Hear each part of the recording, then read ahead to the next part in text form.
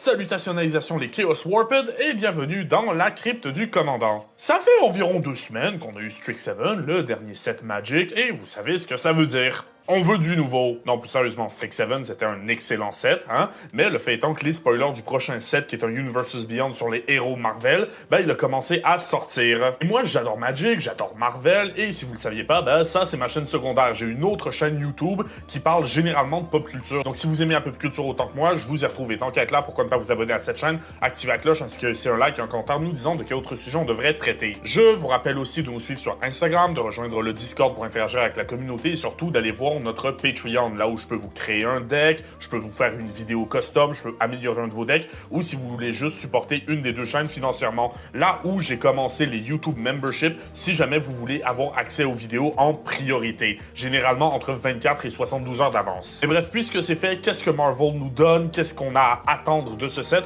et surtout, qu'est-ce que moi j'en pense, ben c'est ce que je vous dis aujourd'hui. La première question qu'on se pose, c'est le set Marvel, ça va être quoi son gameplay, à quoi s'attendre? Ben c'est drôle ça, parce qu'on a une nouvelle mécanique qui s'appelle Power Up, comme par exemple avec ce Quicksilver, un mutant héros qui coûte 1 pour une 1-1 légendaire. Si Quicksilver Brash Bleu est dans ta main de départ, tu peux commencer la game avec sur le Battlefield. Elle a aussi Haste, après tout c'est un speedster, c'est normal, et la Power Up, c'est-à-dire que tu peux y payer 5 pour lui mettre 1+1+1 compteur et un Double Strike compteur dessus, et tu peux Power Up cette habilité juste une fois, et le coût est réduit par le coût de mana de la carte si elle est entrée ce tour-ci.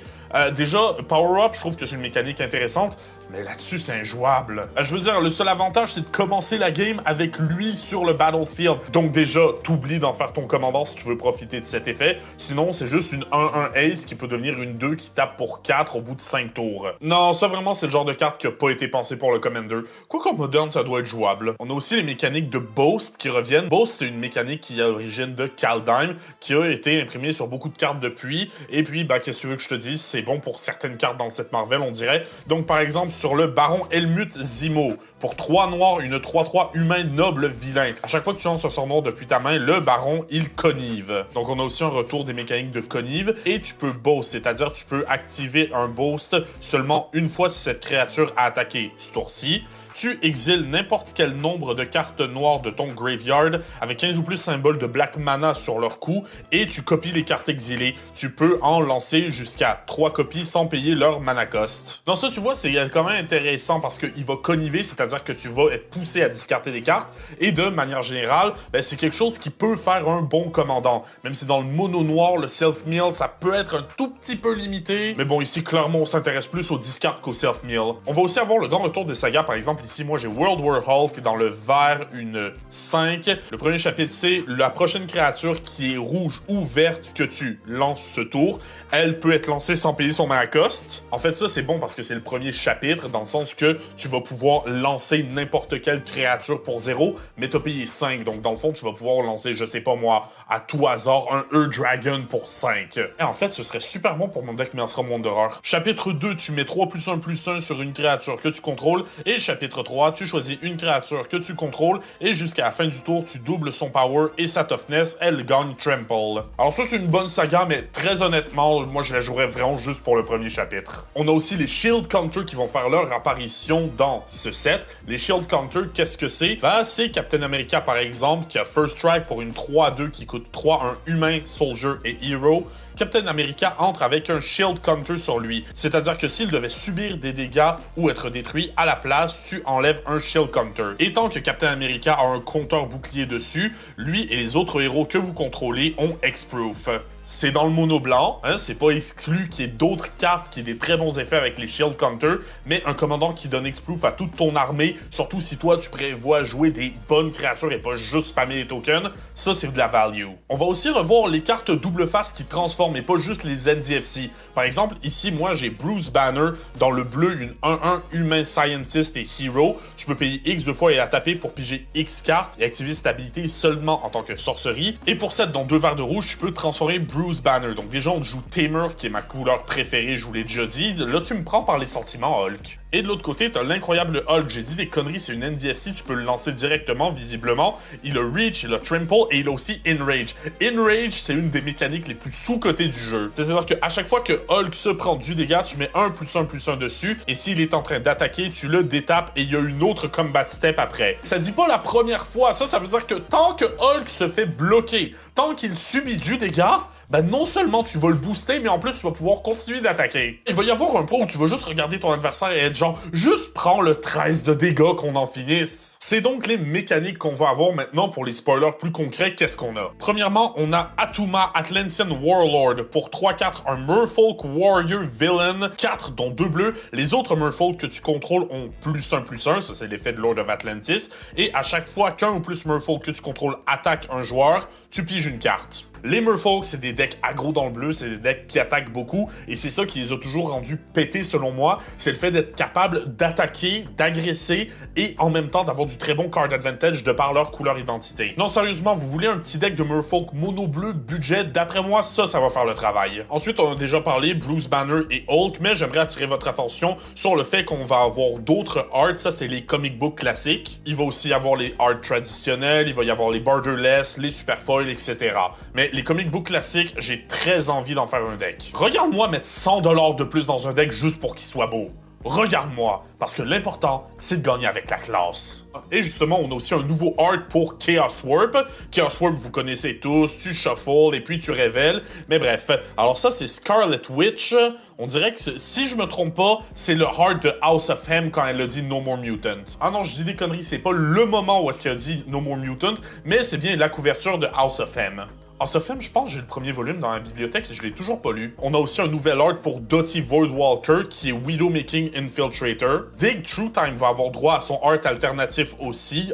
Là, on a Kang le Conquérant, un méchant dont j'ai déjà parlé sur ma chaîne principale. Je m'en fous éperdument. Au moins, le art est beau. Sérieusement, les arts de ce set vont être incroyables. Prochaine nouvelle carte, on a Doctor Doom, une 3-3 dans le noir pour 6, un humain scientist et villain. Quand Doctor Doom entre sur le battlefield, tu crées 2 3-3 colorless robots vilains artefact creature nommés Doombot. Et évidemment, les fans de Doctor Doom le savent, il est le pro des clones. Et tant que tu contrôles un artefact créature ou un plan, Doctor Doom est indestructible. Au début de ta end step, tu piges une carte. C'est dans le mono noir, sérieusement, le ping de 1 pour une carte de plus, je le prends. Le noir a toujours eu des relativement bonnes synergies avec les artefacts, même si c'est pas les meilleurs. Et là, littéralement, il va te donner 2 Doombot en rentrant. Non, ça peut être intéressant dans le sens que les Doom, si tu veux pas builder artefact, ben ça te donne quand même 2-3-3 body à sacrifier pour, je sais pas moi, du card advantage ou de la mana. Il y a quelque chose à faire avec. Laisse-moi cuisiner, laisse-moi cuisiner. On a ensuite Doom Reign Supreme, c'est de ça qu'on parlait plus tôt, c'est un enchantement et c'est un plan. Pour 2 donc, à chaque fois qu'un vilain que tu contrôles entre, chaque opponent perd 1 point de vie et tu gagnes 1 point de vie. Et tu mets un compteur plan sur cet enchantement. Quand le 5e compteur plan est mis sur cet enchantement, tu le sacrifies.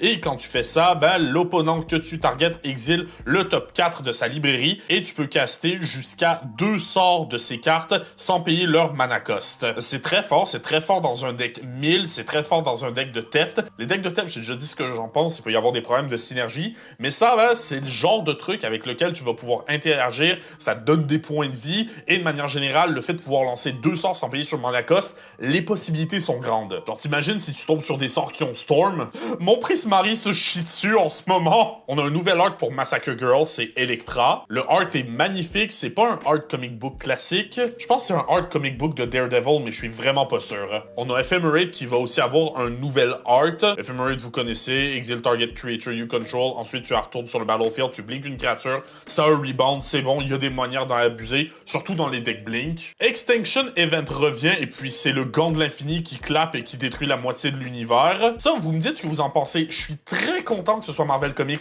mais des scènes aussi iconiques au cinéma que le claquement de doigts de Thanos, je pense qu'on devrait avoir une version de certaines cartes où c'est la scène du film. Tu sais, un peu comme dans Avatar, on avait eu la scène littéralement du dessin animé. Ben, je pense qu'il y aurait encore plus de monde, parce que oui, c'est ça, les Universes Beyond, c'est fait pour amener des nouveaux publics. Je pense que t'amènerais un public encore plus large si ben, t'avais des scènes de littéralement la saga cinématographique la plus populaire de tous les temps. C'est juste un point comme ça.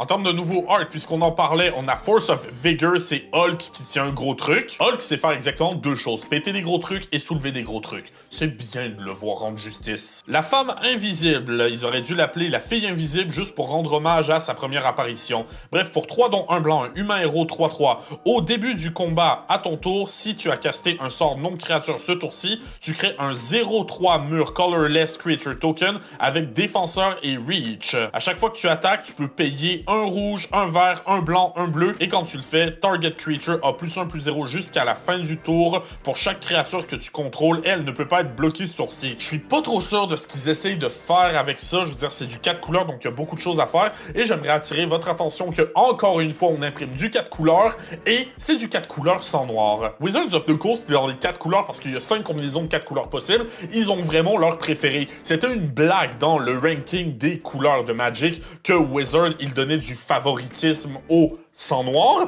mais là, avec ce set, je tiens à le dire, presque la moitié des cartes 4 couleurs, c'est la même combinaison de couleurs. Si au moins la femme invisible était noire...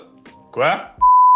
Si au moins la color identity de la femme invisible était noire et que tu pouvais la jouer en tant que commandant de 5 couleurs, ce serait autre chose. Mais ça, on va y revenir pour les 3 autres 4 fantastiques. La torche humaine, donc, apparemment un des commandants alternatifs de notre deck Commander 4 couleurs, qui dit au début du combat, pendant ton tour, si tu as casté un sort non créature ce tour-ci, la humaine torche gagne flying, double strike et a ace jusqu'à la fin du tour. Moi, je pense qu'elle devrait au moins avoir flying de base. Je veux dire, c'est la torche humaine. À chaque fois que la torche humaine attaque, tu peux payer justement les 4 couleurs dont on parlait. Et si tu le fais jusqu'à la fin du tour, à chaque fois qu'il fait du combat damage à un adversaire, il fait autant de combat damage à tous les autres permanents. Ça, tu me vires littéralement tous les autres commandants alternatifs du deck. C'est ce genre de truc que je veux jouer. C'est la douleur à l'état pur. Il y a des manières de faire quelque chose de très drôle avec ça. Un deck 4 couleurs burn, est-ce que j'ai envie de bâtir ça, moi? On a Namor, qui est le nouveau art de Harbinger of the Sea. Les non-basic lands sont des Islands, une 2-2. Heroic Intervention, une carte très populaire qui a encore un nouveau art.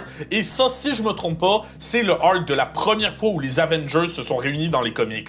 Vous noterez l'absence de Captain America parce que ça, c'est une idée reçue. Non, Captain America ne faisait pas partie de l'équipe originale. Heroic Intervention a même 2 arts alternatifs. Une où Hulk sauve tout le monde en soulevant une montagne et une où la guette sauve Hank Pym de je sais pas quoi. Je suis sûr que je connais le personnage mais que je m'en rappelle pas. Sur Horn of Greed, on a le Docteur Fatalis qui est en train de troller Namor, et on a même Lord of Atlantis qui revient encore une fois en Namor. Lord of Atlantis, vous connaissez, tous les Merfolk ont +1/+1 et ont Island Walk. Et sérieusement, pour un personnage pas aussi connu, Namor, là, il est très présent sur le set. Il y a quelqu'un à quelque part chez Wizards, ils se sont dit, ouais, il va y avoir des Merfolk dans ce set-là, et tu peux pas m'arrêter. Et visiblement, personne pouvait l'arrêter. Effectivement. Troisième 4 fantastique, Mr. Fantastic, une 2-4 humain scientist hero pour 3 dont un bleu, vigilance et reach. Ça, c'est quand même spécial pour une créature bleue à avoir comme keyword. Au début du combat, pendant ton tour, si tu as casté une non-creature spell ce tour-ci, tu pioches une carte.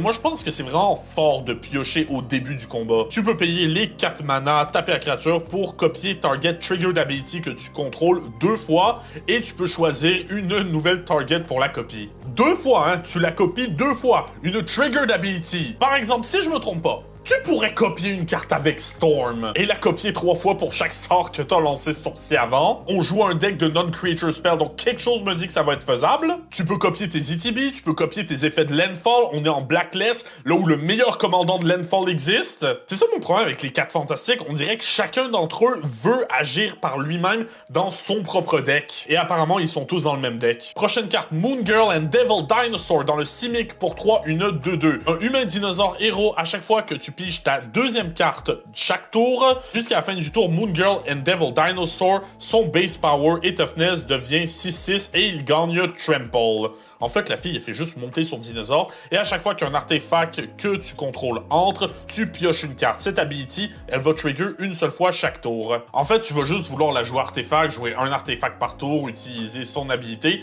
Non, vraiment, j'ai l'impression qu'ils veulent soit nous pousser à la jouer Voltron pour jouer des équipements, obtenir la carte, et avoir donc donc le 6-6 de base, soit peut-être au hasard nous pousser à avoir une synergie d'artefacts. Les artefacts, c'est probablement le type de carte qui synergise le mieux entre eux. Dans le Simic, c'est pas la chose la plus facile à faire. Ben, en fait, oui, c'est très facile à faire, mais c'est parce que t'as du bleu. Le vert, c'est pas la meilleure synergie d'artefacts, si je me trompe pas. Et en vrai, si tu veux mimer, tu peux juste le jouer Treasure Token. Comme si le Simic avait pas déjà assez de mana. Namor, le Submariner, une étoile 4, mutant, merfolk et vilain.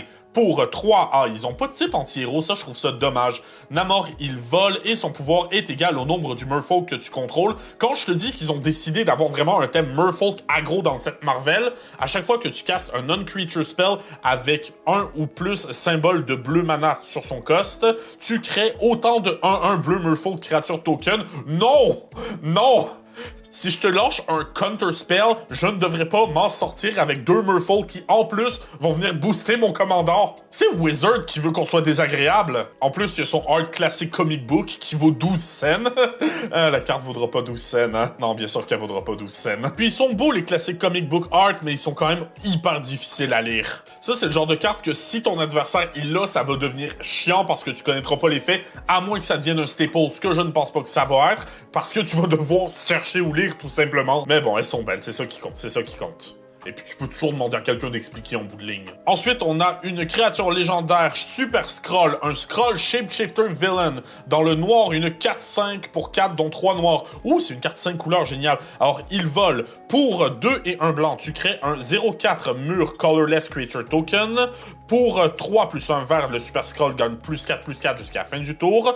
Pour 4 plus 1 rouge, le Super Skrull fait 4 de dégâts à Target Creature. Et pour 5 plus 1 bleu, le player ciblé va piger 4 cartes. En fait, c'est ça, le Super Skrull, il est très connu, oui, pour copier les pouvoirs, mais les pouvoirs qu'il copie principalement dans les comics, c'est les pouvoirs des 4 fantastiques. Alors là, j'ai vraiment l'impression, avec le art et avec les effets, qu'il copie les effets des 4 fantastiques de Magic. Ou du moins de l'idée en général, dans le sens qu'il crée les mêmes murs que la femme invisible. On n'a pas encore vu la chose, mais j'imagine que ça va être relativement pareil à son effet vert. Il copie le burn de Johnny, et puis il copie le card advantage de Reed Richard. Une saga dans le Golgari de Coming of Galactus pour 5, 2 noirs, 1 vert. Je sais pas si Galactus, je l'aurais mis dans le Golgari, je sais pas. Je l'ai toujours vu plus dans le Grixis. Mais bref, à la 4 chapitres. Premier chapitre, détruit jusqu'à un non-land permanent. Un removal pour 5. Pourquoi pas. Chapitre 2 et 3, tu pings tous tes adversaires de 2 points de vie. Et chapitre 4, tu crées Galactus. Un légendaire 16-16 Black Elder Alien,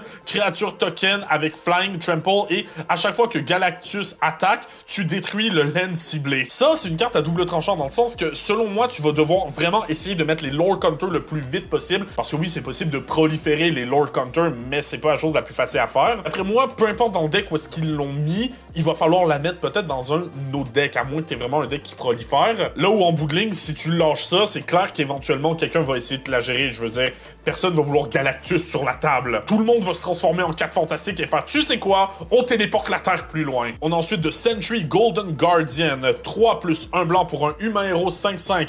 Il vole, il a vigilance, il est indestructible, et quand Sentry entre, l'opponent ciblé crée de Void. Un légendaire 5-5 Black Aurore, vilain créature token avec Flying, indestructible, et le Void attaque à chaque combat si possible. Ouais, c'est bon dans des decks keywords, c'est pas cher pour ce que c'est, mais tu donnes quand même une 5-5 à quelqu'un, et sachant que le set, ils l'ont dit que ça allait avoir rapport avec les cartes double face, ben jusqu'à présent, il n'y en a pas énormément. Puis Sentry, ça a toujours été un petit peu le rival de l'incroyable Hulk avec son The Void. Moi, je pense honnêtement qu'il aurait dû avoir une autre carte Void de l'autre côté. Après, dans Spider-Man, t'avais 15 Miles Morales, donc c'est pas impossible qu'il y ait un autre Sentry, voire un The Void qui peut se transformer en Sentry. Mais bon, moi, je trouve ça un peu décevant, honnêtement. On a ensuite The Thing, une 5-5 pour 6 Legendary Human Hero qui a Trample. Au début du combat, à votre tour, si tu as lancé un sort non créature ce tour-ci, tu mets 4 plus 1 sur The Thing, et à chaque fois que The Thing attaque, tu peux payer justement les 4 manas de 4 couleurs.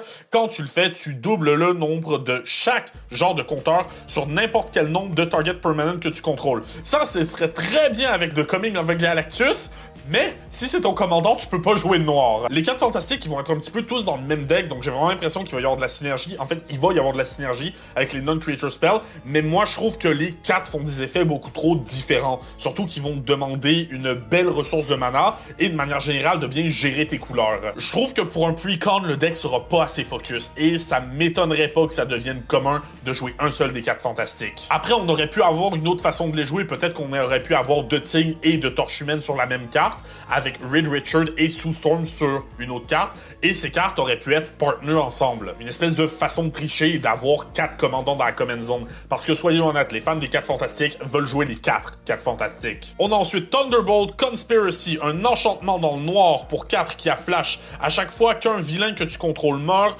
retourne-le sur le battlefield sous le contrôle de son propriétaire avec un compteur Finality dessus. Cette créature est un héros en addition à son autre type. Ce serait bon dans un deck sacrifice si ça concernait pas juste les vilains. Ça va être bon dans le set, mais dans le grand scheme of things, je sais pas si on va l'avoir très joué. Après, techniquement, si tu veux jouer un deck de sacrifice reanimator dans les changelings, c'est faisable. On a déjà vu la saga World War Hulk, mais là, on a du comic book accurate. C'est tiré straight de la story World War Hulk, et c'est la deuxième fois, si je me trompe pas, où Iron Man sort la Hulkbuster et affronte le Géant de Jade. C'est Géant de Jade ou Colosse de Jade? Non, c'est le Colosse de Jade. On a ensuite de Mindstone, qui vient compléter une partie du cycle avec la Soulstone, un artefact légendaire Infinity Stone en subtype pour 2 dans le blanc, indestructible. Tu la tapes pour ajouter un blanc. Ça va être bien une mana rock spécifiquement pour les blancs. Quoi?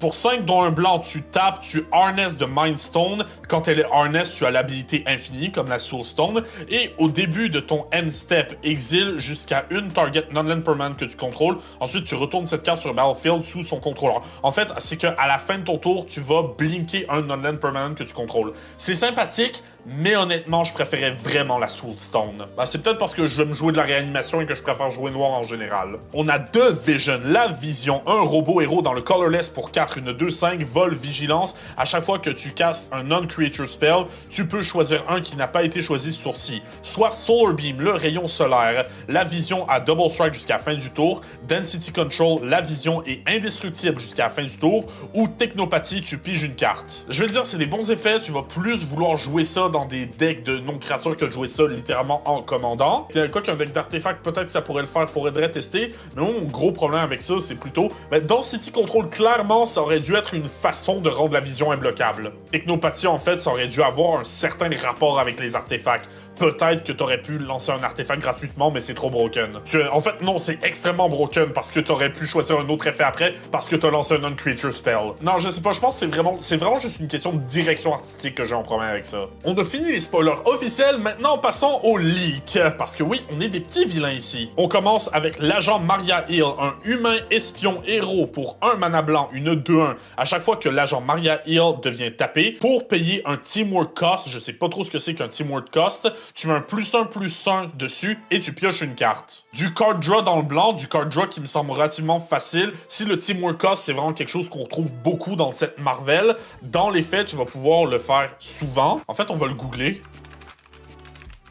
Ok, apparemment, ce serait une nouvelle mécanique où tu tapes une créature spécifique représentant un héros pour activer un potentiel et un powerful ability. Ouais, en gros, ça risque d'être une des nouvelles mécaniques du set. Je rappelle que les spoilers sont pas tout à fait complets. C'est parce que, ouais, je voulais en parler plus tard, mais on va en parler tout de suite. Je trouve qu'il manque de nouvelles mécaniques dans le set. Les Universes Beyond, c'est fait pour amener des nouveaux joueurs, alors autant leur présenter avec des nouvelles mécaniques dont ils vont se rappeler pour toujours. Pour Maria Hill en tant que tel, ben justement, du card draw dans le blanc, c'est assez rare, c'est un petit peu moins rare qu'avant. Je la vois pas jouer en tant que commandant, à moins que le blanc ait vraiment des bons teamwork costs, justement. Mais bon, je me dis qu'il y a des trucs sympathiques à faire avec Maria Hill. Cette phrase n'est pas à sortir de son contexte. On a ensuite Iron Man, le maître des machines. Là, on va faire une petite pause. Iron Man, vous le savez, est un de, si ce n'est mon personnage de fiction préféré. Si cette carte n'est pas bonne, je vais m'énerver. Iron Man, le maître des machines, une 1-4 dans le IZ pour 4, 1 rouge, 1 bleu. Donc, vol, vigilance. Iron Man a +1/+0 pour chaque autre artefact que tu contrôles. Et à chaque fois qu'Iron Man attaque, si un artefact est entré sur le battlefield sous ton contrôle ce tour-ci, tu pioches une carte. J'ai trop d'idées. J'ai beaucoup trop d'idées. Premièrement, le classique, le builder artefact avec des belles synergies, un petit peu comme un deck Urza, mais avec du rouge en plus. Là où le rouge a généralement de la bonne synergie avec les artefacts. Avoir de la bonne synergie dans le meilleur type synergique du jeu, c'est pas rien. Ensuite, il y a une autre option viable selon moi, ce serait de la bâtir Voltron, c'est-à-dire que tu vas jouer plein d'équipements, il y a plein de façons de jouer Voltron, tu peux le jouer avec des effets, tu peux jouer Voltron avec des enchantements aura, mais aussi ma façon préférée de le faire, c'est généralement avec des artefacts. Pourquoi? Encore une fois, à cause d'une question de synergie. Là où Iron Man, il va devenir plus puissant littéralement pour chaque artefact que tu attaches dessus. En fait, pour chaque artefact que tu contrôles, mais si tu attaches des artefacts dessus, bah, il va devenir encore plus puissant que le bonus de l'artefact. Je l'ai dit souvent, je pense qu'en 2026, les decks Voltron, ils traînent un peu de la patte, ce qui est vraiment dommage parce que ça peut être extrêmement fun, mais justement, c'est extrêmement fun et des fois, avoir du fun, c'est ce qui compte à Magic. Sauf pour les joueurs de CEDH. Et puis là, vous me dites ce que vous en pensez, mais moi, j'ai un petit peu envie de le bâtir Trésor Token. Non, je m'explique. Iron Man est dans le IZ. IZ, c'est littéralement la meilleure combinaison de couleurs pour les instants sorcerie spell. Et les instants sorcerie, ben t'en as beaucoup qui peuvent te créer des tokens. Donc tu vas avoir de la bonne synergie avec les instants sorcerie du IZ, et Iron Man lui-même va devenir plus puissant quand t'as des Treasure Tokens. Les Treasure Tokens qui, eux-mêmes, ben, vont pouvoir t'ajouter de la mana et avoir une certaine synergie d'artefacts. T'imagines, tu joues un spell, tu crées des Treasure Tokens, et Iron Man, quand il va attaquer ce tour-ci, ben, il va te permettre de piocher ta carte, parce que techniquement, t'as un trésor qui est rentré. Quoique les uns n'empêchent pas les autres, tu sais, tu peux faire un deck Voltron qui a un sous-thème trésor, tu peux faire un deck artefact qui a un sous-thème trésor, même honnêtement, je pense que c'est comme ça que je le construirais. Non, c'est une blague au début, mais plus ça va, plus je me dis ce serait peut-être pas impossible, c'est juste que je suis déjà en train de construire un IZ en ce moment. Prochaine carte, on a Thor Odinson, une 4/4 légende God Warrior Hero pour 5 dans le Boros, qui a vol, vigilance, prouesse. Prouesse, pour ceux qui savent pas, c'est à chaque fois que tu lances un sort de non-créature, la créature, elle gagne +1/+1 jusqu'à la fin du tour. Mais là, elle gagne +2/+2 jusqu'à la fin du tour. Non, il y a quelque chose à faire avec ça. On peut penser que quand tu lances un instant sorcery spell, c'est comme Thor qui lance et ramène le marteau. Mais bon, c'est dans le Boros, et je l'ai dit et je vais me répéter, Boros, ça traîne un peu du pied en Commander. On a ensuite Ronan Shadowstalker, un humain rogue hero. Hero. On devrait vraiment avoir un type anti-héros. 3/3 pour 3 dans le noir. Tu peux payer 2 points de vie pour ajouter 2 mana de n'importe quelle couleur. Utilise ce mana seulement pour caster des équipements spells ou activer et des equip ability, et tu peux l'activer cette habilité qu'une seule fois chaque tour. Tu peux le taper, sacrifier un équipement attaché à Ronan, la créature targetée fait -4/-4 jusqu'à la fin du tour. Tu n'actives ça qu'en tant que sorcerie. Je trouve qu'honnêtement, c'est pas une mauvaise carte. Mais est-ce qu'on avait vraiment besoin de plus de synergie avec les artefacts? Parce qu'on en a quand même relativement bien. Même pas juste avec les artefacts, avec les non-creature spells en général. C'est ça que je commence à trouver dommage dans le deck, c'est qu'il y a beaucoup de bonnes créatures, mais peu de synergie avec les bonnes créatures. En fait, ça va vraiment être un set que j'ai l'impression ça va être les Merfolk contre les non-creature spells. Captain America Team Leader, deuxième Captain America qu'on a dans l'univers de Magic, il est encore dans le Jeskai. À chaque fois qu'un autre héros que tu contrôles entre sur le battlefield, il gagne Vigilance et Haste jusqu'à la fin du tour. Tu mets un +1/+1 sur ce héros et un +1/+1 sur Captain America. Bien, en vrai, c'est bien, c'est ça qu'un deck Captain America devrait être, selon moi. Ça devrait être littéralement un ensemble de héros. Et puis, de la façon que je le vois, honnêtement, ce serait pas impossible de vouloir faire un sous-thème légendaire avec. Ça fait longtemps, en fait, ça fait depuis Joda, je te dirais, qu'on n'a pas eu un bon commandant qui peut faire un deck de tribal légendaire. Ça, ce serait intéressant. On a T'Challa de Black Panther dans le Selesnya pour 3, une 2/2 humain et noble héros. À chaque fois que T'Challa entre ou attaque, tu crées un tap Vibranium Token. Les Vibranium Token, c'est nouveau ça. C'est un artefact avec indestructible et tape pour ajouter un mana colorless. Ce mana ne peut pas être utilisé pour lancer des non-artefact spells. Donc en fait, ça va juste te permettre de rendre tes artefacts encore plus boostés. Quand je dis que les artefacts ont une bonne synergie, c'est ça que je veux dire, parce que là, tu vas pouvoir synergiser avec tes artefacts en donnant de la mana pour tes artefacts. Et à chaque fois que tu lances un artefact spell avec mana value 4 ou plus, tu mets 2/+1/+1 sur T'Challa. Ok, donc qu'est-ce qu'on en pense? Encore une fois, ces artefacts, c'est vraiment les chouchous de ce set, j'ai l'impression. C'est une bonne carte. Artefact dans le Selesnya, ça peut être intéressant. Selesnya, généralement, ça tourne plus autour des enchantements que les artefacts. Et on en arrive à mon point. Ah, T'Challa devrait avoir du noir dedans. Je veux dire, oui, de par sa philosophie, peut-être qu'on veut pousser les gens à jouer Selesnya artefact, mais je veux dire, c'est un personnage qui a Black dans son nom de super-héros. Et c'est littéralement marqué T'Challa de Black Panther. Et je suis désolé, mais ce genre d'effet qui génère de la mana, qui crée des tokens, ben oui, Abzan en a. Non, Abzan, ça devrait être une carte Abzan, parce que ça ouvrirait la porte apporte à beaucoup de choses, dont justement pouvoir avoir de la synergie avec certains tokens trésors, parce que oui, le noir synergise très bien avec les tokens trésors. Bref, une bonne carte, mais d'avoir seulement fait Selesnya et pas Abzan, voire même en Golgari, je l'aurais pris, je trouve que c'est une opportunité manquée. Bon, là, on parle Dr. Doom, le méchant préféré de Stanley en personne, soit dit en passant, King of Latveria, pour 4 dans le Grixis, un humain noble vilain, 3-3. À chaque fois que tu discartes un ou plusieurs lands, chaque adversaire perd 2 points de vie. Au début du combat, pendant ton tour, le vilain que tu contrôles gagne menace jusqu'à la fin du tour et il connive.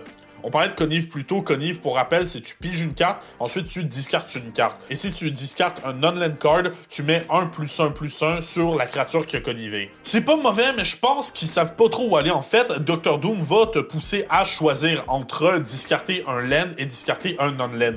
Pour moi, le connive ici, c'est peut-être un petit bonus dans le sens que tu vas pas forcément vouloir connive simplement pour le card advantage, mais on est dans le Grixis. Et le Grixis, ça peut être le genre de deck que tu joues Réanimator et ça fonctionne très bien. Là où tu vas discarter des gros spells pour pouvoir les jouer depuis le graveyard. Le seul truc, c'est que Dr. Doom te pousse aussi à discarter des lands et dans le Grixis, jouer des lands depuis le graveyard, c'est pas ce qu'il y a de plus accessible. Et on va prendre ce moment pour le remercier de ne pas être une énième carte qui booste les artefacts. Venant de Dr. Doom, en fait, c'est presque bizarre. Ah, c'est vrai, on avait celui qui crée des Doombots plutôt. On a ensuite une Scene Box, celle des héros United, où est-ce que les 6 Avengers originaux, des films en tout cas, sont présents. On commence avec Iron Man, le futuriste parangon pour 6 dans le bleu, un Legendary Artefact créature humain héros 5-5. Il vole au début du combat pendant ton tour. La créature ciblée ou l'artefact ciblé devient un Artefact Creature avec Base Power et Toughness 5-5 et Gun Flying. C'est pas mauvais, mais c'est pas excellent non plus. Tu peux le faire juste une fois sur une créature ou un artefact, et si tu la joues comme commandant, ben je suis désolé, mais le bleu a beaucoup de mal avec le mana en général. Et un commandant qui est à la fois une créature et un artefact, c'est un commandant qui a un type de plus. Et ça implique que littéralement, toutes les couleurs ont une façon de le gérer. Je suis déçu, c'est pas trash de chez trash, mais Iron Man mérite beaucoup mieux. On a ensuite Hulk, Always Angry. Pour 7 dans le rouge, une créature légendaire, Gamma, Berserker, héros, une 9-9 trample. Quand Hulk entre, tu détruis tous les artefacts. Hulk attaque tous les combats si possible. Tu vois, littéralement, il entre, ton commandant Iron Man, il est mort. Là où c'est une carte qui est correcte en général, mais dans ce set-là, ça va être surpuissant. Pourquoi? Ben parce qu'on l'a vu, hein. Le set, il y a beaucoup de synergie avec les artefacts. Ça, là, c'est le cauchemar des decks Treasure Token. C'est le cauchemar des decks Voltron. C'est le cauchemar des decks artefacts en général. Qu'est-ce qui est pire que le type de carte qui a les meilleures synergies du jeu? Ben, ce qui détruit le type de carte avec les meilleures synergies du jeu. Si tu rentres à 7, le truc, si tu le joues en tant que commandant, il va falloir que tu aies du Impulse Mana. Et de manière générale, je le verrais plus dans un deck qu'à la tête d'un deck. Un AOE d'artefact, ça peut être drôle. Thor, le gardien de Midgard, dans le rouge pour 5, une créature légendaire, dieu, warrior et héros 5-5.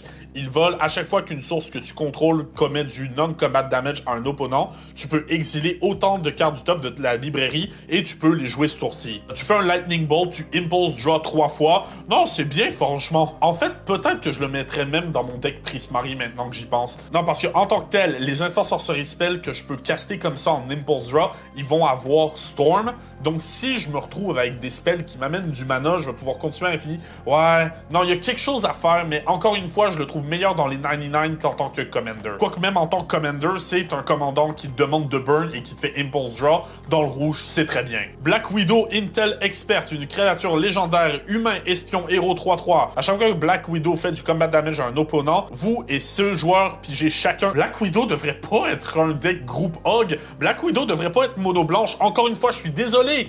Il y a Black dans le nom du super-héros. It was right there, Marvel! Captain America, il est Jeskai. Pourquoi? Parce que c'est bleu, blanc et rouge. C'est la seule raison, soyons honnêtes. Puisqu'on parle de Steve, Captain America dit Unbound, cette fois dans le mono blanc 3 plus 1 blanc, créature légendaire, humain, soldier, héros 3-4.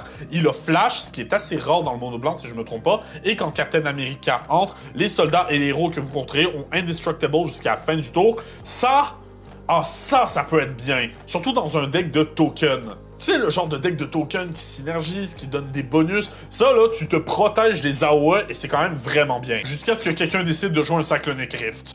Ah non, ne parlons pas de malheur. Non, pour vrai, ces cartes-là ont pas l'air d'avoir été designées pour les plus fortes, mais jusqu'à présent, je te dirais que Captain America, c'est un de mes petits chouchous. Et finalement, Hawkeye Trick Shot pour 3+1 rouge, une créature légendaire, humain, archer, héros 3-4, First Strike et Reach. Quand Hawkeye ou un autre héros que tu contrôles entre sur le battlefield, il fait du dégât égal au nombre du héros que tu contrôles à any target.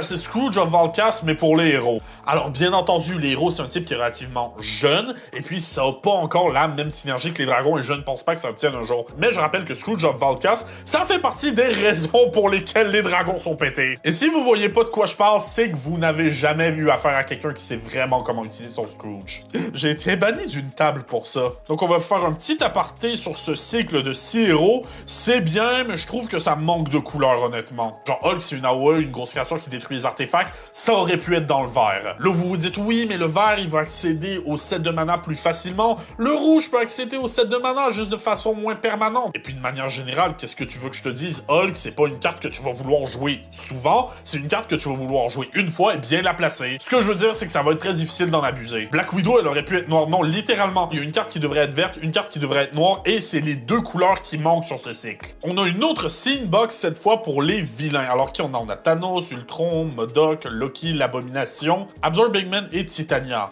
Et ici, on a toutes les couleurs représentées, sauf le bleu et le blanc. Je trouve ça triste, un cycle où il manque des couleurs, personnellement. Bon, on commence avec Ultron Machine Overlord pour 5, une Legendary Artifact Creature, robot vilain, 4-4. Il vole, les autres robots et constructs que vous contrôlez ont +2/+2. Ça va juste aller jouer dans le deck Urza et ça va être pété. Thanos, Dead Consort, dans le mono noir pour 4, une créature légendaire, Eternal Vilain 3-3, Lifelink, à chaque fois qu'une autre créature meurt, tu mets un +1/+1 sur Thanos. C'est pas mauvais, c'est même assez bon, mais personnellement, j'aurais préféré qu'il nous fasse piocher une carte. Oh, ça va, c'est une créature légendaire, c'est difficile à copier. Non, c'est pas mauvais, mais moi, je pense honnêtement qu'on aurait plus besoin de card advantage. Hey, au moins, c'est pas qu'un artefact meurt. MODOK, Evil Intellect, une créature légendaire, vilain 3-5 pour 5 dans le mono noir. Il vole à chaque fois que tu piges ta deuxième carte chaque tour. Target opponent sacrifie une créature non jeton de son choix. C'est quand même bizarre de préciser de leur choix. Je veux dire, ça a toujours été relativement impliqué que c'était une créature de leur choix. Là où justement, vous voyez ça plus Thanos qui va péter des créatures, ben ça aurait pu forcer les decks sacrifice un petit peu. Ça, c'est un deck qui va te pousser à sacrifier. C'est pas mauvais, mais on a beaucoup de meilleures options dans les decks qui vont forcer les autres à sacrifier. Voire dans les decks qui synergisent avec la mort tout court. Absorbing Man et Titania dans le Grul, je trouve ça bizarre qu'il y ait juste une carte sur les deux cycles qui soit bicolore. Créature légendaire, humain vilain 4-5, double tous les dommages que les sources créatures que tu contrôles font. Ça va être drôle. Regarde-moi bâtir un deck de Beast ou d'Elf avec ça. Ça, c'est le genre de truc qui me fait rire pour de vrai. Je pense que je vais en faire un deck juste pour rire. On le bâtit quoi? On le bâtit ping, on le bâtit petit dégât, réflexion de dommages, on le bâtit double dommage. On peut le bâtir... Non, vous savez quoi? On peut aussi lui mettre un sous-thème Combat Step additionnel. Ça me fait rire. J'ai une place en enfer. Abomination, la brute éradiée. Donc, pour 4 dans le vert, dont 2 verts, une créature légendaire, un Gamma Villain 4-4. Ah, il va y avoir un type Gamma, ça c'est quand même drôle. Trample, à chaque fois qu'un Gamma ou un vilain que tu contrôles inflige du combat damage à un player, tu mets autant de +1/+1 sur Abomination. Donc en fait, à chaque fois qu'elle connecte, vraisemblablement, son pouvoir il double. Bah pas fait forcément parce que Trample, mais ça c'est le genre de truc qui va devenir très fort très vite. Et je sais que j'ai parlé beaucoup de Voltron jusqu'ici, parce qu'il y a beaucoup de synergie avec les artefacts, et ça, c'est pas impossible que ça joue Voltron, mais plus sur les enchantements, mais j'ai l'impression plutôt qu'on va tenter de le jouer +1/+1, de redistribuer les compteurs, de proliférer. Non, c'est drôle, il y a des trucs à faire, Puis finalement, on a Loki, God of Lies, 3 dans le rouge pour un God Sorcerer Villain, 3-3, à chaque fois que tu castes un spell qui target une single creature, tu gagnes le contrôle de cette créature jusqu'à la fin du tour, et si c'est ton tour, tu untapes cette créature, et elle gagne jusqu'à la fin du tour. Donc, à chaque fois que tu target une créature, tu en gagnes le contrôle. Non, c'est drôle, avec ça, tu peux juste lancer un choc sur une grosse créature et en prendre le contrôle. Après, les possibilités sont infinies. Je sais que le theft, c'est quelque chose que Wizards, ils ont essayé souvent récemment, mais d'un, ils l'avaient essayé beaucoup plus dans le noir et dans le sultai, et des cartes comme ça, ben, dans le rouge, c'est que c'est pas vraiment du theft, c'est du treachery. C'est jusqu'à la fin du tour. Moi, je trouve que c'est peut-être un petit peu plus pertinent de jouer comme ça pour la simple et bonne raison que ça va te pousser à avoir ta propre synergie à toi, c'est-à-dire de targeter des trucs et pas seulement espérer tomber sur des bons trucs chez l'adversaire. Ça peut aussi être une façon de faire la politique dans le sens, ok, je prends le contrôle de la menace, je t'attaque avec, bloc-la pour qu'on s'en débarrasse. Voire même si t'as des sacs outlets, même si dans le rouge c'est pas ce qu'il y a de plus évident. Non, Loki, ça fait partie des trucs qu'il y a à faire. Qu'est-ce que ce set nous apprend jusqu'à présent? Ben, clairement qu'il y a un nouveau cycle qui se dessine au loin. Par exemple, ça n'étonnerait pas que toutes les pierres d'infini aient leurs cartes, éventuellement avec la 6e pierre qui pourrait être colorless, et peut-être une carte gantelet de l'infini qui va synergiser avec les pierres d'infini, par exemple en disant si tu contrôles 6 artefacts Infinity Stone qui ont chacun un nom différent, tu gagnes la partie. On a ensuite en petit dernier Vision Syntonized Avenger. À chaque fois qu'un joueur caste un spell, si ce n'est pas pendant son tour, tu choisis un. Soit tu mets un +1/+1 sur Vision, soit Vision Phase Out. Bon, ça c'est juste une carte troll en fait, dans le sens qu'il va devenir gros, il va devenir une threat, et quand quelqu'un va essayer de te le remove pendant ton tour, ben tu vas juste le faire Phase Out. C'est pas spécialement fort, mais ça peut devenir quelque chose, et puis ben c'est une protection built-in, c'est clairement comme ça que la carte est faite pour être jouée. Non, ça, Vision, je suis désolé, mais c'est plus une blague qu'autre chose. En plus, encore une fois, c'est un artefact créature, donc ça va être encore plus facile de le target. Mais ensuite, qu'est-ce qu'on a? On a aussi les precons, les decks Commander qui vont venir, et puis là, on en a 4 au total. Le premier deck, ça va être un deck dans le Jeskai, avec Captain America comme commandant. Ça va être un deck qui va te demander de booster tes rangs et d'avoir des équipements. Ça va aussi synergiser avec les compteurs, mais moi, ce que j'aime de cette façon d'approcher, c'est que c'est un deck qui synergise pas qu'avec les artefacts, mais avec les équipements. Et clairement, ils vont te demander d'équiper une carte à une autre carte et pas de tout ramener ensemble pour faire une énième Voltron. Non, ça peut être drôle. On peut imaginer qu'il va y avoir des synergies avec les créatures équipées, qu'il va y avoir, par exemple, des équipements qui s'attachent directement. Je sais pas, vos spéculations sont les bienvenues en commentaire. Le deuxième deck Commander, c'est dans le Grixis, c'est Doom Prevails avec le Dr. Doom qu'on a vu plus haut. Ça va drainer de la vie et ça va connivre exactement ce que fait le commandant. Si c'est bien fait, ça pourrait être un très bon precon, mais moi, honnêtement, si je me bâtis ce Commander, je serais plus du genre à essayer de le faire depuis zéro, pour la simple et bonne raison que ça a l'air d'être le genre de deck qui va avoir beaucoup de synergie, mais pas de l'excellente synergie. Je m'explique, il y a un certain niveau de puissance que les precons ne peuvent pas atteindre, et moi, si j'ai envie de faire quelque chose, j'ai envie de le faire bien. Mais non, pour un niveau precon, je suis sûr que ça va être très bien. On a ensuite Wakanda Forever dans le Selesnya, j'ai déjà dit ce que j'en pense de cette couleur, qui a des power-up avec des artefacts, et qui aura aussi du monarque apparemment. Artefact monarque, considérant toute la synergie que le monarque a avec les enchantements, c'est quand même ironique de voir à quel point il va y avoir de la synergie avec les non-creatures. Mais bon, ça va être un deck power-up, ça va être dans le Selesnya. D'après moi, ça va être un deck qui va être très straightforward, dans le sens où, si vous êtes débutant et vous commencez là, peut-être que ça va être le meilleur deck pour vous. Et d'un extrême à un autre, on a le deck qui s'appelle simplement les 4 Fantastiques, qui a toutes les couleurs sauf le noir. Je défie qui que ce soit qui travaille chez Wizards of the Coast de me dire qu'ils n'ont pas de préféré. Pourquoi moi j'ai juste une option de commandant dans le Glintai? C'est pas juste. Ça va synergiser donc autour de la protection et autour des non-creature spells. Et non-creature spells, c'est quand même très large. Moi, je sais pas ce que vous en pensez, mais je pourrais peut-être le construire Tribal Planeswalker. Reste à voir lequel des 4 Fantastiques on choisit pour ça. Alors, The Thing, pourquoi pas, il devient plus puissant lui-même et il peut doubler les compteurs sur n'importe quel nombre de permanentes que tu contrôles. Ça veut dire que tu vas doubler les compteurs sur tes Planeswalkers et tu vas ulter directement. Non, The Thing Super Friends, j'y crois, moi. Un deck Super Friends, c'est quelque chose que j'ai envie de faire depuis très longtemps et là, je me dis, j'ai peut-être trouvé mon général.